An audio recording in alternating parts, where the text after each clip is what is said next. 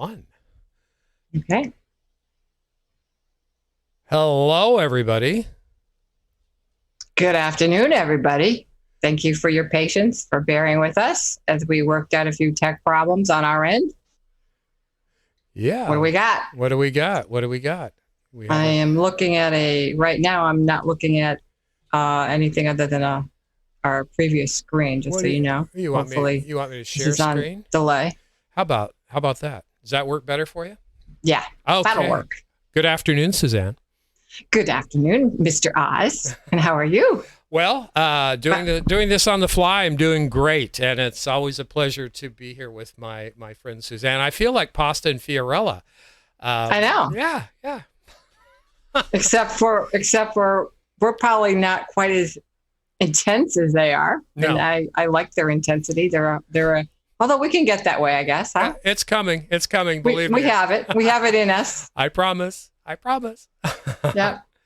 Hold on. I'm just trying to skip over something here. All right. Now I got it up. I got the stream up.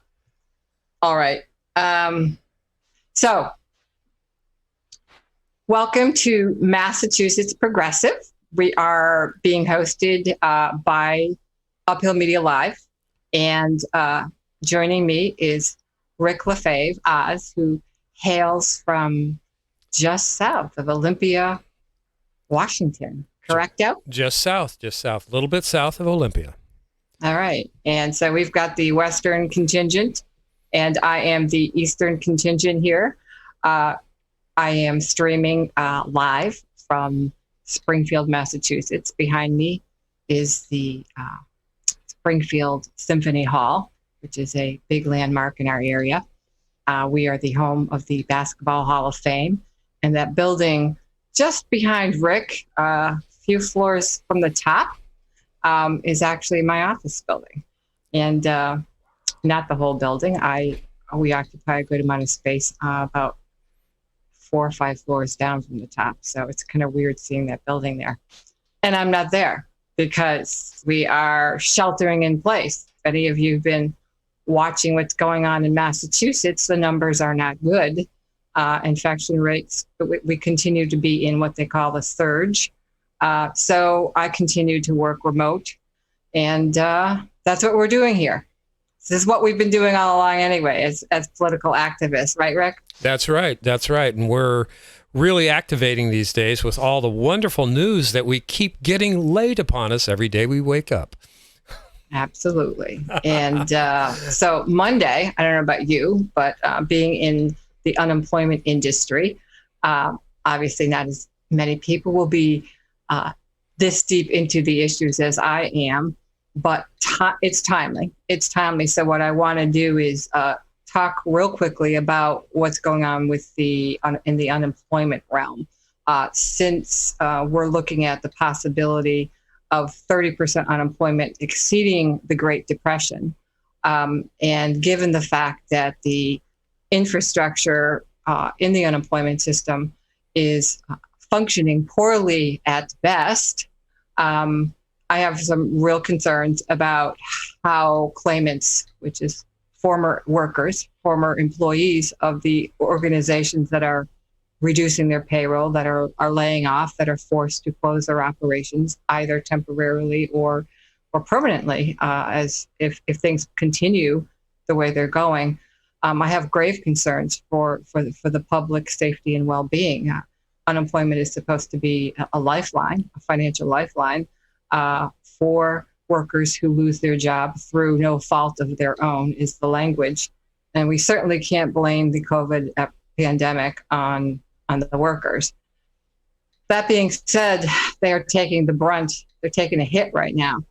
And one of the reasons I want to do this program, I'm interested in getting the word out there, is because there's too much disinformation out there. There is a lot of fraud that's starting to evolve.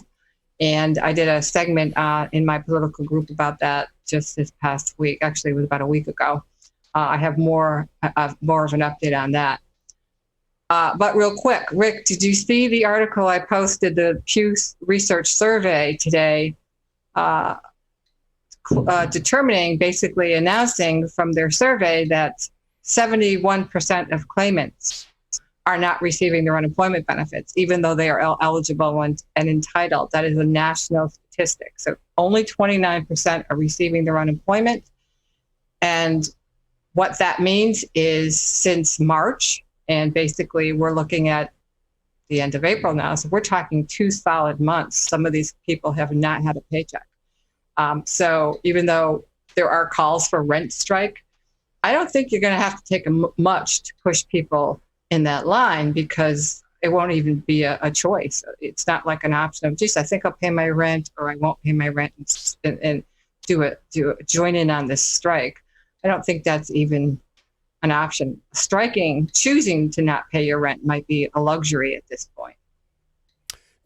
Rick, did you see that? Did you happen to see that article? Yeah, I caught it. You referred to it as a national what? Was that a national... It was a Pew Research poll. Yeah, you said, it's a poll on. They basically polled all the states. They pulled national data from all the states. Right. On the unemployment, who's been paid and who hasn't been paid. Right. 71% of claimants have not even received their first unemployment check. Right, I caught that. So I would say that's a national disgrace. 71%. Are you kidding me? That's what I got from that article, and I didn't get really in depth with it, but yeah, that's a national disgrace.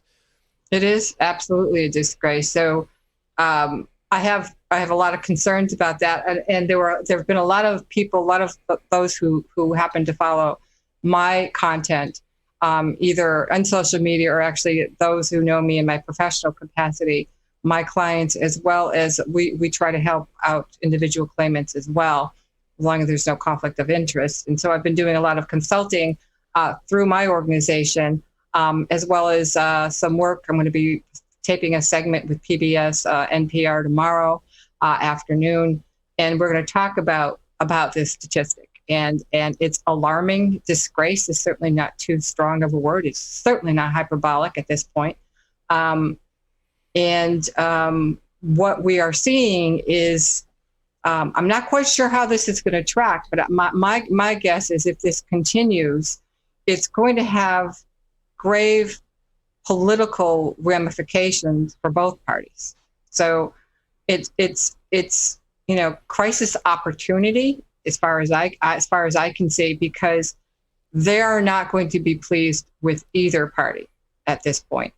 Although there's some indication in the Pew Research article, in the article that I dropped that quoted the Pew Research article, and I think that was by Vox, I'm not sure.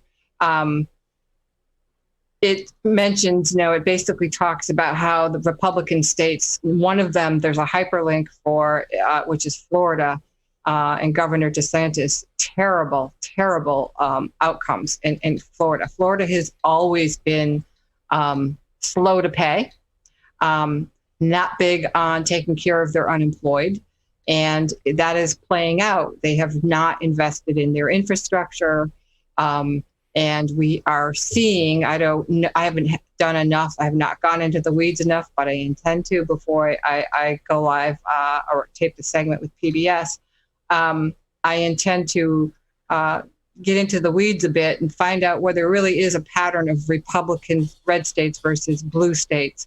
We are not necessarily seeing that processing claims for our client base, but I understand that there is some concern about a pattern. So I don't know, Rick, what you think about that. Do you know anything about what's going on in Washington? Are people on the West Coast? Are they getting paid, or are there problems there as well? Well, as usual, you mentioned the other day about people who didn't get the first round of stimulus, the $1,200 check, getting it after the 26th. And of course, you're right again. They're due in on Wednesday, I believe, is the key point that they're going into. If you have a government or Social Security SSI going into your bank account, you should be getting that Wednesday, I believe. And because I got a notice this morning, I go, well, Suzanne's right again. Of course. Well, so I don't know as much about the stimulus. I just know that I saw that, that was floating around. I think it was in a some type of press release. Yeah, yeah. A lot of people were asking me, and I reached out and said, "Hey, talk to Suzanne because she's the authority on this." But they were asking me, "Well, I don't even know if I'm going to get some." Well, yeah, if you didn't make so much money or you're in the poverty level, I believe that you were supposed to get a stimulus, part of this first stimulus package as well. The other people who were actually put on unemployment have already gotten their checks, a lot of them, but as you said, not nearly what's needed to keep everything going. Not nearly enough. We're talking 71%. Yeah, if you have been paid unemployment, consider yourself very fortunate. Yeah, you are. You are. In Washington State, we had up near Seattle, we had a lady who had a spa, and she made an announcement that she was going to get some of that loan for small businesses to her employees. PPP, payroll protection plan, payroll program, yes. Yeah, and her employees were enraged, and she was dumbfounded because, hey, I'll be able to give you your money back. I'll be able to start paying you. And they were mad because they said they're making more now on unemployment with the PPP. Than they were before. And it's like, really? I mean, what's your take on that kind of an attitude or behavioral pattern of people? Is it just, the thing to do? It's a tough one. I mean, basically, I see the two as somewhat mutually exclusive, to be honest with you, because my employees, being that we're in the unemployment industry, we are considered essential workers. So I never closed. Nobody's been reduced. In fact, if anything, probably if things really continue, I may be looking at having to add headcount, not take away. Assuming my clients continue to pay their fees as they are contracted to do so.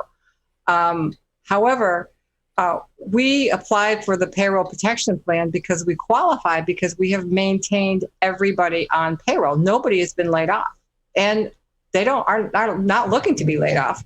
And one of the things is one of the things about having a layoff is that people aren't thinking about is you're not going to have health insurance benefits, and that's the other reason why I made sure not to. First of all, I can't afford to lay my people off. They have to be in there helping get the claims out the door so individuals can be paid. But the other thing is we provide full benefits and health insurance coverage to our employees. So not 100%, but more than most. And it's really important that they maintain their health insurance, because if they do not, and they get, or rather their job, and they get laid off, they will not be able to afford the COBRA premiums. They're cost prohibitive. So they'd be paying that out of their pocket while they're laid off. Yeah. So it's short-sighted.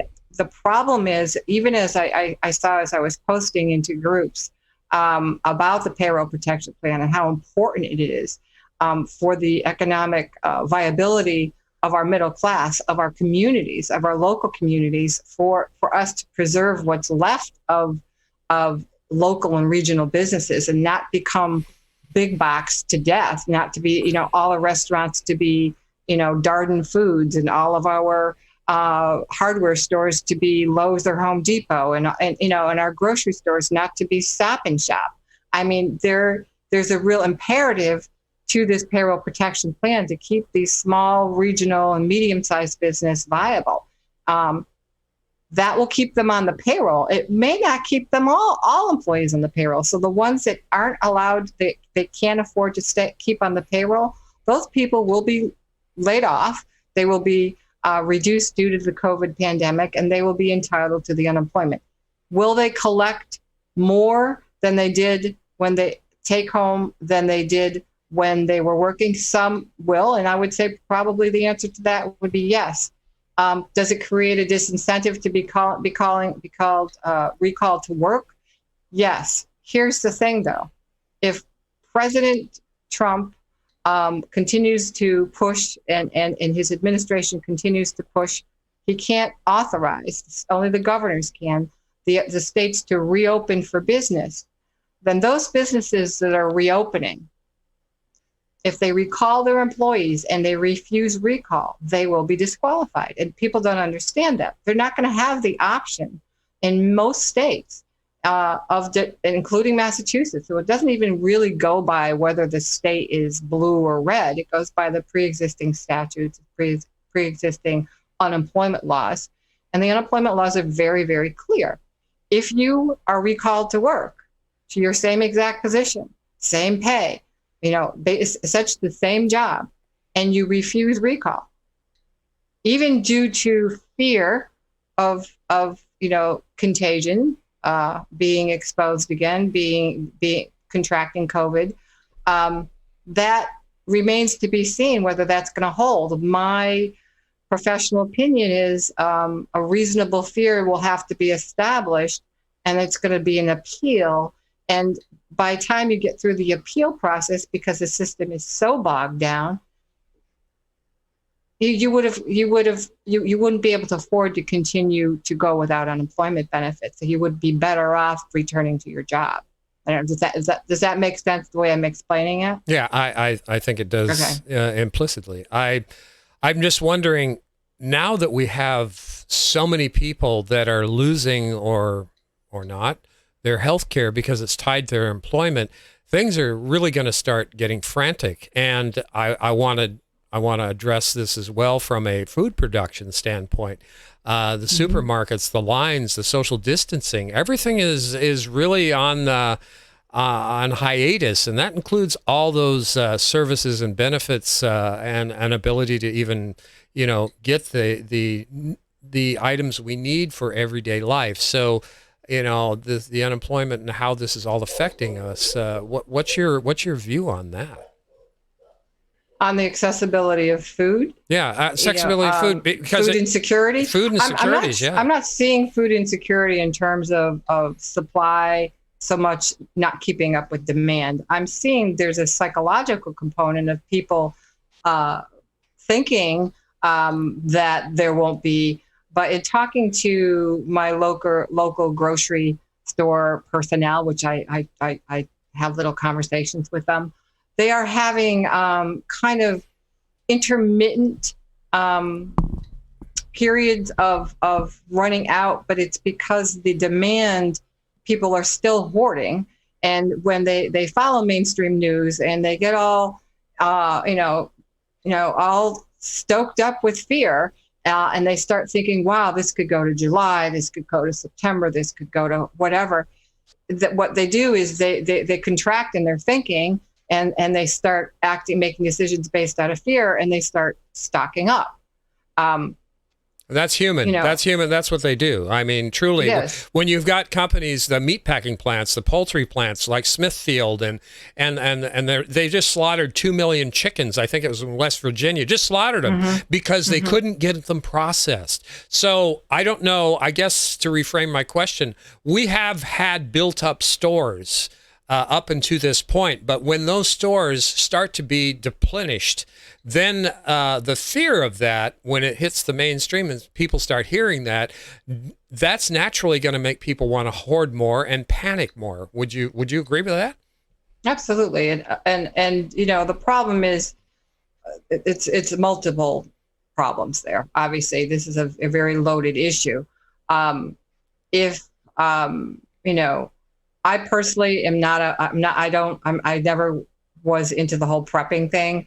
I just feel like it creates more problems, particularly in a situation like this. You should have a state of preparedness, certainly if you take medication that you might not be able to get a hold of, things like that.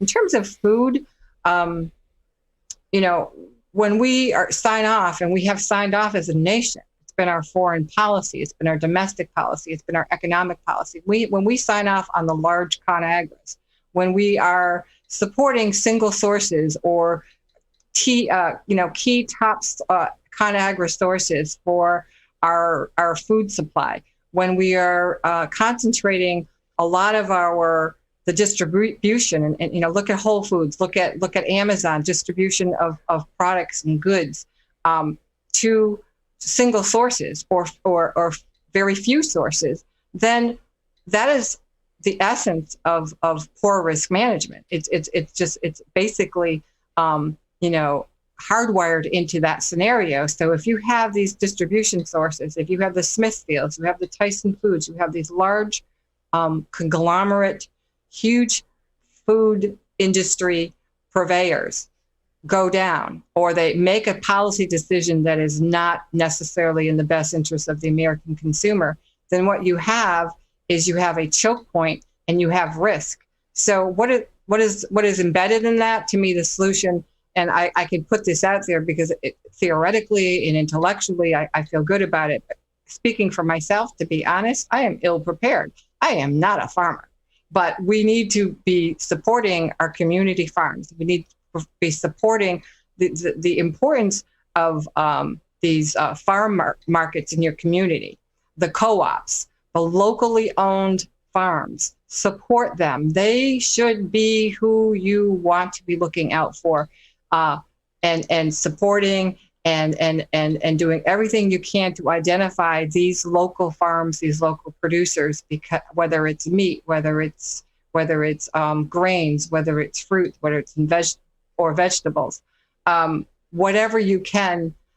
There's a lot more being looked at hydroponics and growing things, year round. In Massachusetts, we have a limited, growing season. Right, right. So, yeah, that's a real concern. So what say you to the food deserts we have in the inner cities? I mean, what you're talking about in my area, I'm semi-rural. I'm just south of Olympia. And we have already existing farmers markets and local co-ops for things. But some of these inner cities in the east and stuff, they're food deserts to start with. Do you think that's going to cause a cascading effect on need and desire?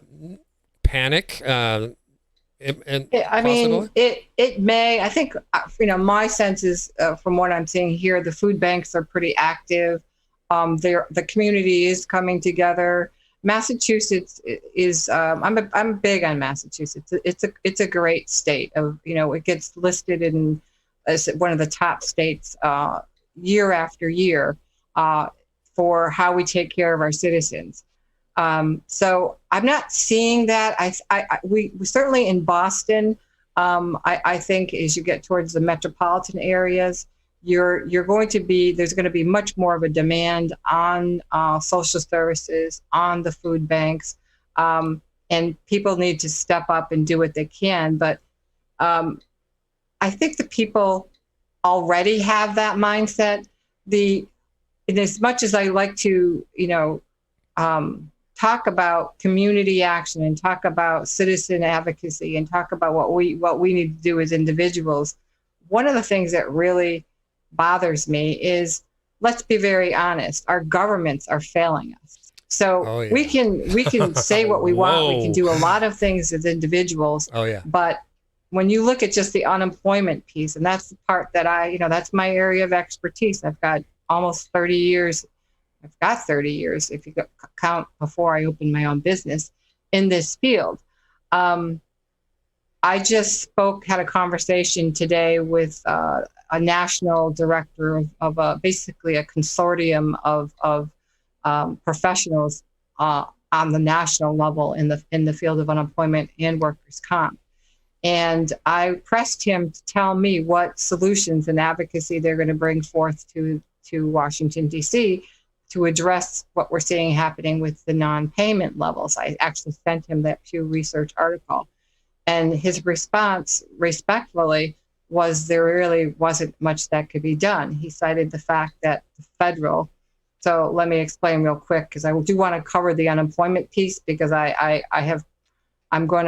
it's important and it keeps coming up. So if you don't mind me digressing back to that, Rick, one of the things that he mentioned was the fact that there's a tax called, if you're an employer, there's a tax called the FUTA tax, Federal Unemployment Tax Assessment, FUTA. And every employer pays in, with the exception of charitable workers and those who do not participate in the unemployment system. You pay into, employers pay a tax that goes to the federal government. That tax is not used to pay the federal emergency benefits. That comes from the Treasury. The FUTA tax that employers pay, along with their state unemployment tax, which is called a SUTA tax. That is used, the FUTA tax is used to finance administration of the unemployment system. Exactly what we see is collapsing right now, okay? So they provide the administrative, structural, financing, and programmatic support to run this individual state system.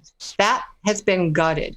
The support for that has been gutted. So that's playing out now in all 50 states, because if they aren't getting the money that they needed, or they didn't get the money they needed to modernize their unemployment systems, to stay current, to build a strong, solid, reliable, and efficient pipeline and infrastructure to push benefits out quickly to claimants, then they're working with old legacy systems. They are working with antiquated systems. That's exactly what we're seeing playing out right now, today, real time.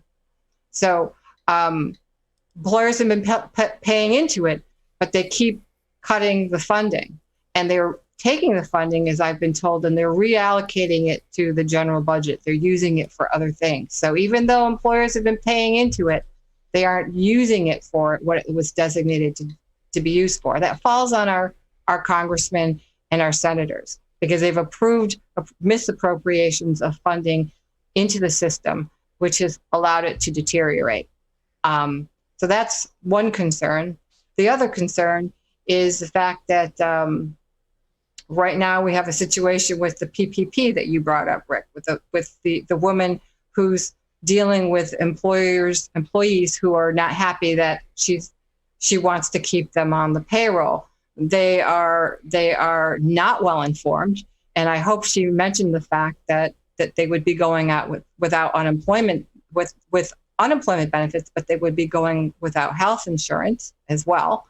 And as soon as they don't count on that money, because as soon as the state of Washington opens back up, as soon as these states say we're open for business, and their employer reports to the unemployment office, which they will, we're open for business, then guess what? All the benefits stop. So that $600 supplement that you're getting, gone. Your basic unemployment, gone.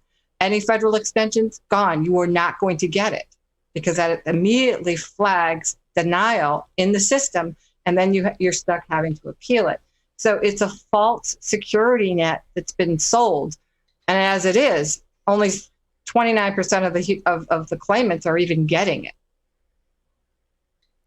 So that's where we are with that. And I felt it's really important to mention that the PPP is really a good program for employers that use it correctly. And sadly enough, not enough small businesses, not enough regional employers were able to get access to the funds, because Shake Shack and what was the other company? It was another, Ruth Chris. Ruth Chris, Ruth Chris, right? Yep.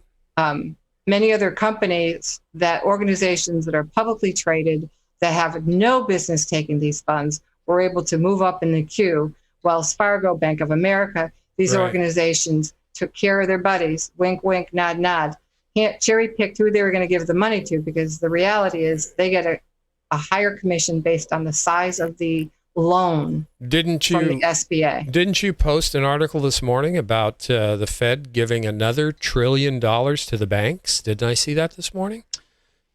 No, they didn't give another $1 trillion to the bank. I was referring to the first stimulus package that they allowed it's going to be a total of $6.4 trillion that was pushed out to corporate America, big businesses. This is not SBA loans. These are federally backed loans / grants given to big corporations, Boeing, the big ones. Those organizations. That was the first stimulus. Okay. So that's what I was referring to, the fact that they didn't have any problem ponying up $6.4 trillion total, because I think it was like 2.4 and another $4 trillion that I might have that inverted, and maybe $4 trillion, another 2.4 trillion backstopped. So when you were referring to Ruth Chris, now that company is worth what, $480 million, and did they get how much do they get? 20 million? Is that? I think that's what you were talking about. They got 20 million on the deal, right? I got a lot of numbers floating in my head, Rick, so I'm going to plead. I don't quite recall, because it seemed like that was 3 or 4 days ago. I don't recall. Point the well exact taken, amount. though. I want to say there were 14 it was 14 million is what's coming into my head right now. All right. That they had 14 million in profits. Okay. And yet they qualified for this ridiculous PPP loan, which is really supposed to be earmarked for, or supposed to be for, small and medium-sized businesses. The definition of small and medium would not meet my sniff test. Mm-hmm. So in this new round, I believe it was 60 billion or 66 billion. That's it. That is specifically earmarked to go to community banks. Now, the community banks are going to have the smaller to medium-sized community lending relationships with the mom and pop places, with the smaller manufacturing firms, with the smaller professional organizations. Are those credit union community banks? I don't know if credit unions, but I think credit unions do qualify as well. I'm not going to speak to something I'm not sure of, but what I can tell you, of the 414 billion that they just approved in the second round of PPP, only 66 billion of it, I believe, was earmarked for small community banks. And that's a travesty. So the potential, again, the delta between the 66 and the 414 billion, I think that was passed for the SBA program, that is not going to, there's no guarantee that's going to land in the pockets of our small and medium-sized businesses, because they're, again, pushing it out to the Wells Fargo and the Bank of America and these big organizations, these big banking cartel, the big banking cartel. And who do you think they're going to cherry pick? They've been very, very clear. They're not supporting. In fact, there's a lawsuit pending for both Wells Fargo and Bank of America, that they have not been taking care of the small businesses. So you're talking a very small portion of what was just approved will likely land in the pockets of small businesses. And then by that virtue, land on payrolls. It will keep their employees working. So what is the unemployment number going to go up to? Oh my gosh. Because if these collapse. Oh, yeah. How long is this going to keep going before the whole country face plants? I mean, permanently face plants. Are we talking months? Are we talking years? I mean, what's I don't know. I mean, I can tell you from the unemployment piece, the plumbing, the infrastructure it's not working. And that was, I don't know if you recall, way back when you and I think did a show, and I know I talked about that was my fear. And I was leaning on the alarm bells pretty early, because I could see, being an industry insider, that this was going to be a perfect storm. So if these small businesses fail, if they end up shuttering their doors, and some of them will shutter for good, it'll change the landscape in our communities. Those jobs are going to go away. Who will pick up the void? Who will backfill the market? It's most likely going to be the larger publicly traded companies that are going to grab more market share. They're going to buy up these distressed companies, and they're going to control wages even more, so that the opportunity to get higher wages will be lost even further, because when they roll up those employees, they set the wage ceilings. They don't have the competition of the smaller competitors. Well, I know that we have businesses in Washington State that are done. They're done. They are finished. They've gone out, and I wish I had a list to give to the audience here, but just take my word for it. They're dropping like flies, and if it's happening here, it's happening everywhere else. I mean, some of the more distressed countries or states in the United States are. And what scared the heck out of me this morning, what were they talking about this morning about states declaring bankruptcy with Mitch McConnell saying, so they're basically trading on not our ability to produce our GDP, but on our debt. If we file bankruptcy, California filing bankruptcy, yeah, how does that work? I don't even get that. Well, I think there's a lot of constitutional analysis that's going on right now. The latest I saw was that really is not very realistic, from what I understand, and I hope that's the case. We do know that there isn't enough going to the state revenue pile, all 50 states. So, they're going to be a shortfall in revenue as well, because you're going to have, such high unemployment that people are not going to be paying payroll taxes. Employers aren't going to be paying. They're not going to be paying property taxes. They're not going to be paying excise taxes. They're not. The residential tax revenue is going to shrink, and that's going to impact, outflows from every state. So that's something scary to watch. I do want to also bring up just do a refresher real quick on the caution that I am putting out there regarding the claim fraud, what's going on with claim fraud. And I'm not talking about claims that are filed that are illegitimate. Yeah. Those happen all the time, whether it's a good economy, whether it's robust economic times, or whether we're in a down economy. There's always issues with rogue players trying to get monies they're not entitled to. I'm talking about redirection of unemployment benefits for valid people who have eligible claims. I did do a segment in TBA about it, but I just wanted to say people just aren't getting it. The fact that they are desperate to get paid unemployment. They are trying to keep things together. These are legitimate workers who are entitled, legitimate claimants who are entitled to benefits. What I saw just recently, I use an app I think it's called Neighbor to Neighbor. And it's focused on based on your zip code and your community. And there were a lot of people online saying, how do I file for unemployment? What do I need to do? I can't get through. So I started to weigh in and offer some help. I dropped some links. I gave them the number for the State Department of Unemployment Assistance. And as the discussion thread was moving, all of a sudden I see somebody offering to do Zoom meetings to help people file their unemployment claim, where they could share their screen, blah, blah, blah. Don't bite on that.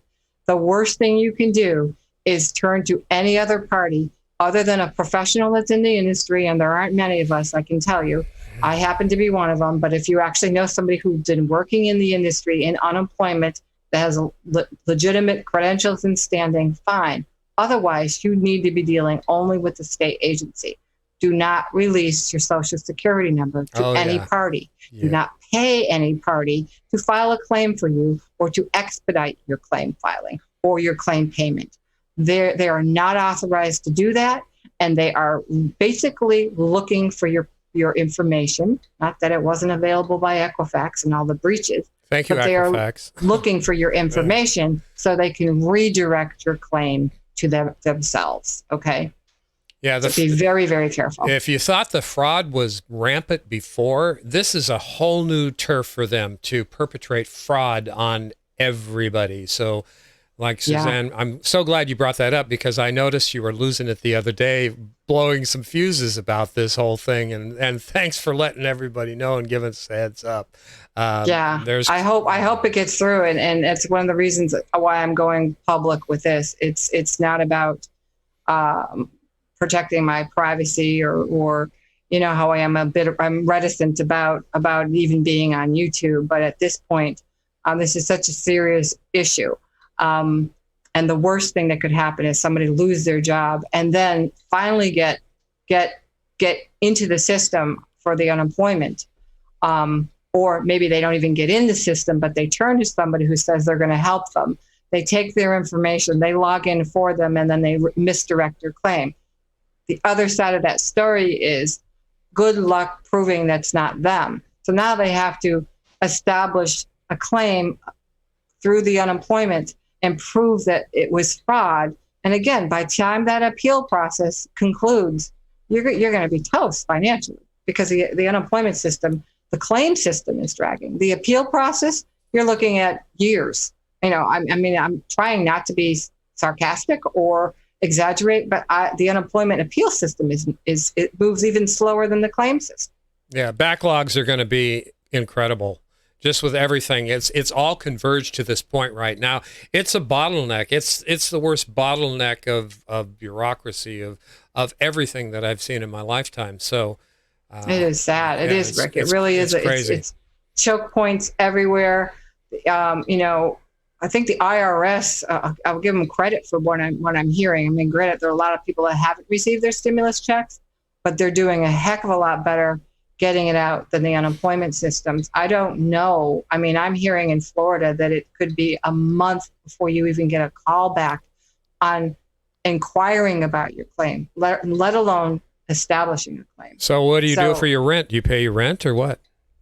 No, I mean, how can you? How can you with no money? No money. So, like the whole rent strike thing, it's kind of a joke. It's like, I don't know if you can call it a strike. If you don't have the money, it's not really a strike. It is a luxury if you can have the money and you decide not to pay, and your rent as an act of solidarity to perhaps extract better policy, better action from our government, from the powers that be. Is that a new term? Is that a new term? Rent privilege? Is that what's up? Yeah. I mean, wouldn't you call it that? I mean, if you have the option of a rent strike, good for you. Yeah. Wow. God bless you. But there are some people that don't have the option. No. They can't pay it. No. Most people in this country can't afford a $400 emergency. I mean, wow. And businesses, here's a sobering statistic. Most small businesses and even some medium-sized businesses only have 15 days of cash reserves to fall back on to continue operating. 15 days? 15 days. Oh my God. That's a heck of a business plan to have to live by. Wow. Yeah. So it's not just the cash-starved citizens of this country. The payroll protection plan was a solution to help these businesses.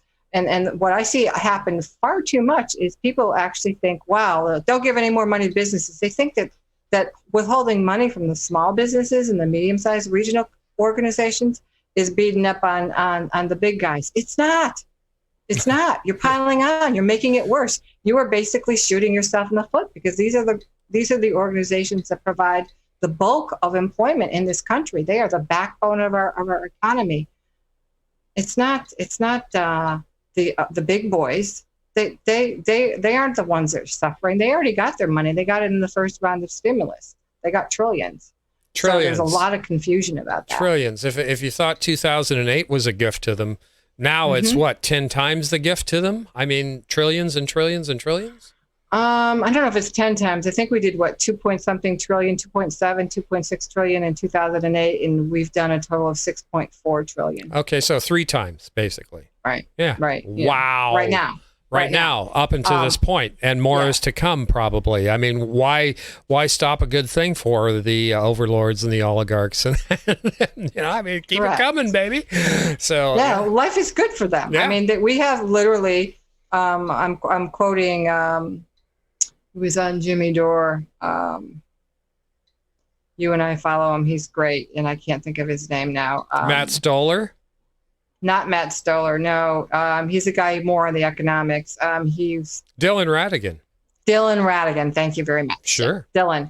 Dylan used the term, and I think Matt Stoller did as well. And I've used it. I've copied it, and I like it because it metaphorically it just fits.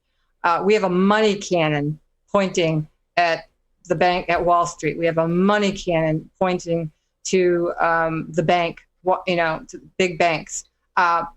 We have zero plumbing. We have very poor, leaky plumbing supporting the infrastructure to push any revenue out, any of our tax revenue, any of our treasury out to the average citizen, out to claimants, out to even the IRS. I mean, they've done better than unemployment, but they've been struggling as well to point the money where it needs to go. So are you saying our financial infrastructure is bursting? The pipes are going all over the place, and none of it's landing on the poor, the working poor, the people who actually need it? I would say that we're dealing with a very faulty sprinkler system.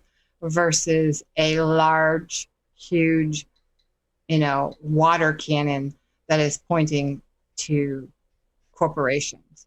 So, they're drinking. Corporations are drinking out of the fire hose, and then trying to elbow out the small businesses to even on the SBA loans.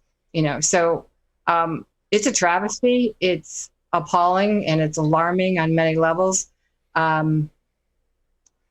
And I'll tell you what, I also posted something today, and I'm pretty sure you saw it on Joe Biden and the Hill article about his lack of leadership. Oh my gosh.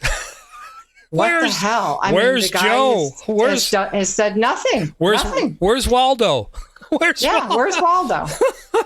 Yeah, he certainly isn't Carmen Sandiego, that's for sure. I don't know what's going on. Isn't he like sequestered in some bunker in Delaware, or where is he? I have no idea where the man is. He's certainly sheltering in place. He's taken that dead serious.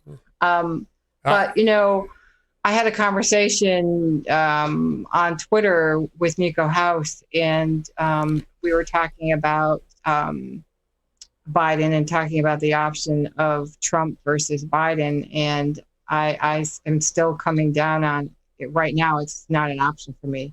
I won't vote for Trump. I didn't vote for him in 2016. I will not be voting for him in 2020. Biden is not looking much better. And the way I look at it, it comes down to a numbers game. It's 8 years of Biden and incrementalism that will derail the progressive movement.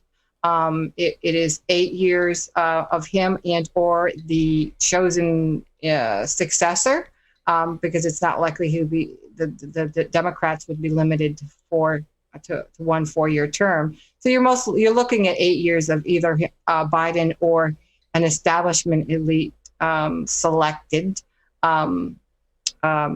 If he doesn't make the full term, they could pick anybody, right? I mean, we covered that. Who the vice president's going to be. We covered that this morning on the Daily Dive. Amber and I went through that a little bit, and it's like they're concerned Biden's not even going to make it past convention.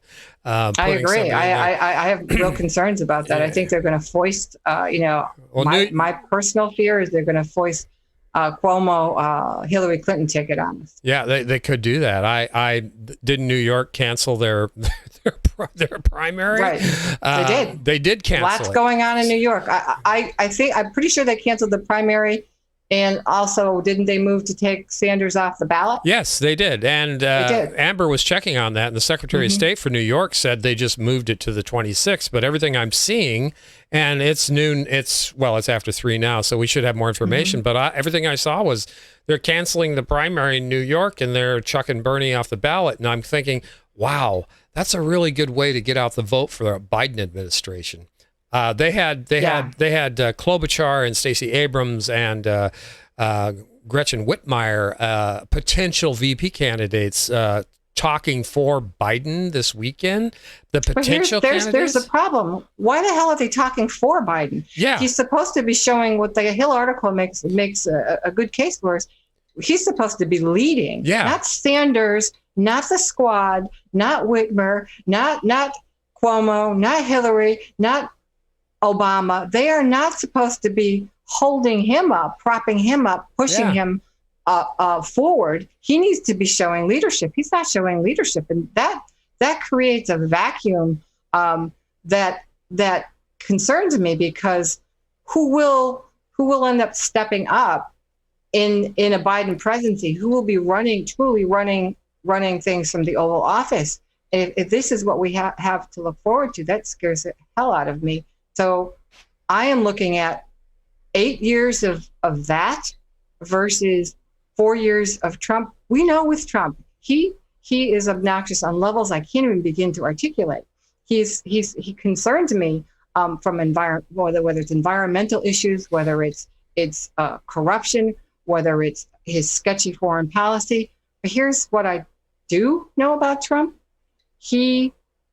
everything he does gets magnified and gets examined and gets torn and gets put out there by the covetous mainstream media that would be celebrating anything Biden does and covering for him and running interference for him with the American public. So I'm looking at 4 years of known crap with Trump, and knowing that it's what we have, what we've already survived for 4 years of, or just 4 years of Trump with his things being exposed, and him probably being blamed for things he didn't even do, or Biden, where I have great fear that there will be an incredible amount of interference run for him by the mainstream media. So if he is doing something bogus, if he is hurting our best interests, and I don't have confidence that he won't based on his past policies, based on the things he has signed off on, including the Iraq war twice, including taking down the protections for big pharma for the American people. Patriot Act. Patriot Act. There's so many things. Yeah. If he is elected, that's 8 years. So I look at the numbers, I'm like 4 years more of dealing with Trump and the bombast and the BS, knowing conspicuously what the man is doing, or 8 years of a lot of sleight of hand and deception of neoliberalism.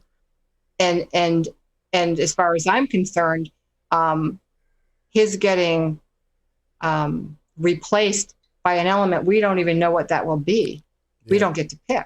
No, we don't. And there are quite a few people out there talking about how Trump, and this is what I ask you, it looks like Trump is outlefting Biden, outlefting the Democrats. Yeah, God, I shudder to think. I know, it's scary. I mean, somebody coined the phrase yesterday that Trump is more of a chance of getting Medicare for all than anything that the neoliberal Biden or the Obama people have. I just it's scary when that's your choice. And it's a non-choice. It's a non-choice. It's absolutely a non-choice. And I'll say again, Biden's not going to, inspire to get out the vote at all the Tara Reade thing. I mean, I believe women. I've always believed women, especially when it comes to, men in power positions. You can speak to it better than most people can. And I was in management for years, and I saw that happening, and it was so against my ideology. All the time, but it happens all the time. It's crazy. I will tell you. I mean, one of the reasons why I started my own company is I didn't want to have to deal with it. It happened on the regular, and you have choices. I was told, and this was even more recent times. I was told, particularly if you're a woman who's running her own business, but even before that, if you make a stink and you call out those that are in our industry, then good luck finding a job. Good luck, you're going to get blackballed. You're going to be labeled a troublemaker. Oh yeah. You're never going to sell another account. Yep. You're not going to close anything. Yep. They circle the wagons, and a lot of women, unfortunately, in politics, as we have seen, but also in the business world, they're empowered, and they're, I am women hear me roar, and they're all about the woman thing until it potentially could affect their financial well-being and their pocketbooks and their bottom line. And all of a sudden you don't get the support from females that you would like to get. I've experienced that as well. What I can also tell you is some of the best supporters I have been men as well as women, but I've had a lot of men who've been out there pushing for me and who have been supportive and would not tolerate that kind of behavior in their workplaces if they know about it. So, the Tara Reade thing, what I saw, very, very credible. Very credible. Yeah, exceptionally so, with the 1993 Larry King interview where her mother called in and was talking about it. And, Tara Reade herself said, yeah, my mother called into Larry King. I told my brother. I mean, this is all credible stuff. And when, I asked Amber this question this morning about why did it take, and she had a good answer. Why did it take Tara Reade 30 years to come out about this? And I know that I'm going to get a wonderful answer from you too. Well, the reality is she did take 30 years. It was 30 years before anybody bothered to look at it. Yeah. The woman had a history of talking about this, of trying to get some redress, of trying to protect others from being exposed to a Joe Biden type of behavior from Joe Biden himself. And she was cut off at every pass. So it didn't take her 30 years. That actually goes to the topic we were just talking about, where I have great fear about what of the power of mainstream media and what they will gloss over, what they will suppress, what they will choose to cover. If Biden gets in office, how many people will be harmed? How many people will die? How many people will be sent off to fight wars that we shouldn't be fighting? He was part of the Obama administration. He served at the pleasure of Obama, just like Hillary Clinton did when they decided to do the coup in Libya and kill Gaddafi, and that country has spiraled into a failed state. And how many people died? So when people tell me, well, what about lives? People are going to die if Trump is elected. It's like, oh, please. Trump has not gotten us into any more wars. Yeah. It's not to say that he wasn't trying for Venezuela. Yeah, absolutely. But and I'm not defending Trump. What I'm saying is, don't use the Trump is going to get us all killed line on me. It's just not compelling enough. The facts are Bush and Obama killed a lot of people. Obama dropped more bombs on innocents and on black and brown people than even George Bush did.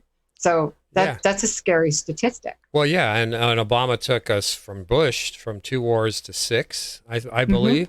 And another point on Trump, well, he hasn't got us into another one yet, so he's on 4 years. So again, I don't think we're defending Donald Trump. We're just stating the facts as they are right now. The Tara Reade thing, the wars, everything, the choices, the non-choices we have. I mean, Blaisley Ford, Anita Hill, Monica Lewinsky. I mean, come on. Right. I mean, really? Jennifer Flowers. Jennifer Flowers. Yeah. I mean, it's been pegged and hedged against them, like you say, for decades. That it's not that they just are now bringing it up. It's that they're finally getting into the mainstream a little bit, but not nearly what they need to get their voice heard. And this is the tragedy about the whole thing. These men in these positions of power should not be where they're at today. They shouldn't have been where they were at yesterday, and they should have been held accountable at the time. But because of our society from the 60s and the 70s and the 80s, we had such a slow evolution, but we haven't made real progress on the front of sexism and harassment by powerful individuals in the workplace. No. I think we've made some progress. Certainly, I see it. I look at my son and I look at his generation, millennials, younger, and there is, I think, much to be said about how they think, how the job that has been done in cultivating a lot more respect and a lot more positive outcomes in terms of the younger generation. In terms of the older generation, I mean, these guys are dinosaurs. I mean, and the women that protect them, I'm sorry, but, it's not just, unfortunately, it's not just Joe Biden's wife that's condoning it and Hillary Clinton. I mean, we had, what's her name there? The younger woman who came out last week, and she got a lot of grief for it. Big Joe, she's the one that calls out everybody for the sexual harassment. She was all over Alyssa Milano. Alyssa Milano. Oh yeah, she's right? Yeah, she's my God, and Whoopi Goldberg. I mean, yeah, Whoopi Goldberg. Same stuff. So I guess it doesn't go down by age, but I do think largely you're going to see the minimizing and dismissiveness tends to be with a little bit more older crowd. I think Alyssa Milano took a lot of pushback from her generation. Oh yeah, big for, time for what she said. Yeah, they ratioed the daylights out of her, and it wasn't even funny. And now she's all, oh, Bernie did the right thing by stepping out. Thank you, Bernie, for your leadership on this. And, that sort of stuff. But whatever, that's where we're at. So, whatever, exactly. So, I am I'm with Brianna Joy Gray, and I'm with the others that are like, I know Sirota is endorsing Biden, and he's I don't know if he's come out and actually formally endorsed him. I know he is saying his words were parsed a bit, and I agree with him. He's saying that we have to lobby hard to push Biden left and really force him to be to capitulate on some key policies. So that's why I did post what I posted about Biden, because I think it's important for us to do what we can to push the man left if we're going to get stuck with him. But I'm not feeling that that's entirely a realistic goal. Yeah, I don't know what kind of pressure we can put on him. We don't have anything he wants except for our vote. And when they've conditioned us for years and years and years, vote, vote, vote, vote, vote. Give yourself the right to complain or whatever, vote. But that we don't have any other place to go if all you're about is beating Trump. I mean, really, we're not getting anything from Biden so far, and I doubt it'll only be lip service if it does come our way, in my opinion. I don't see Biden, even if he were to get our support, which he's not. Exactly. Not getting mine. I'm not. I don't even know what his VP pick would be, but the way I'm seeing it, I'm like I said, it goes back to a numbers game with me. I have fears that go beyond Biden, but I don't want to see Trump in office. But that's the result of the Hillary Clinton debacle. So as I'm looking at this and I'm saying, okay, what about everybody's speculating about Jesse Ventura and the Green Party? Well, that's not a 2020 solution. No. I don't see that as being a 2020 solution. It may be good to give them 5% on the get them on the ballot, get them ballot access. But we're not looking at a wave here that's going to undercut the establishment parties, not for 2020. Yeah, and the whole piece is, and Pasta and Fiorella talk about this the most, until we take care of the election integrity issue in this country. Correct. I truly I believe it's rent strike, it's general strike, it's where we're headed, yellow vests, whatever. I mean, that's where we're going to go. And honestly, I just, every day is in question to me. I just hope that we can make some kind of progress sooner than later. We're running about an hour now, Suzanne. I gotta pop off. Thank you for making note of that. I really appreciate you being able to get us going here, so we can jump on and go live on these key issues. Where are we going to go from here? Who knows what tomorrow morning is going to bring? Who knows? Yeah. Who knows what it's going to bring? Well, one of the things it's going to bring is the Daily Dive, which is another show that we have. That's right. And Suzanne, do you want to give them the title to your new show that we're? Yes.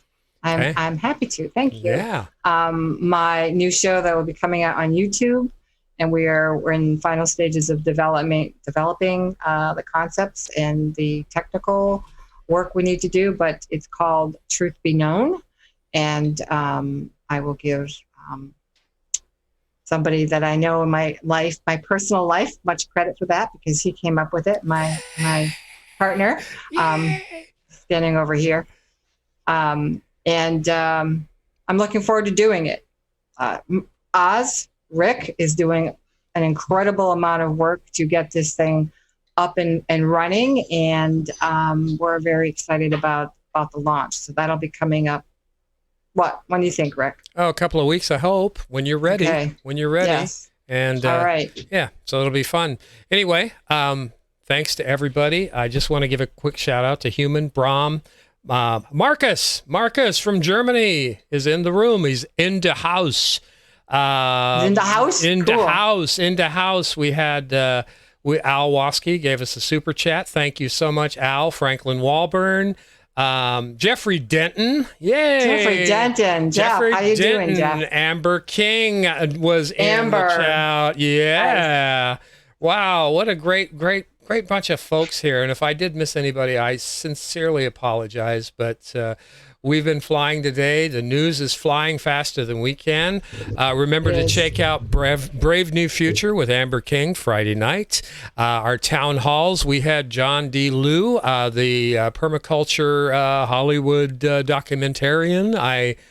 Eco Man. We're having a lot of content coming up. We're going on Rockfin. That's getting loaded daily. And I guess I've done my gratuitous plug for all these shows, but truth be known with Suzanne Murphy, I'm so looking forward to that project, Suzanne. Me too. And thank you for all your help. Yeah. And thanks to the listeners for tuning in today. Yes. And just let's keep getting the word out. Yes. That's all we can do, right? That's all we can do. That's all we can do. Okay, we're going to head out, and if we can just It's quiet on the set. There we go.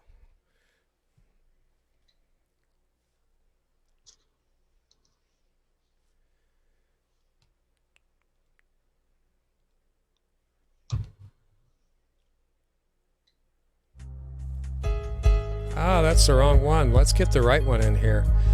Yeah, how about the right one?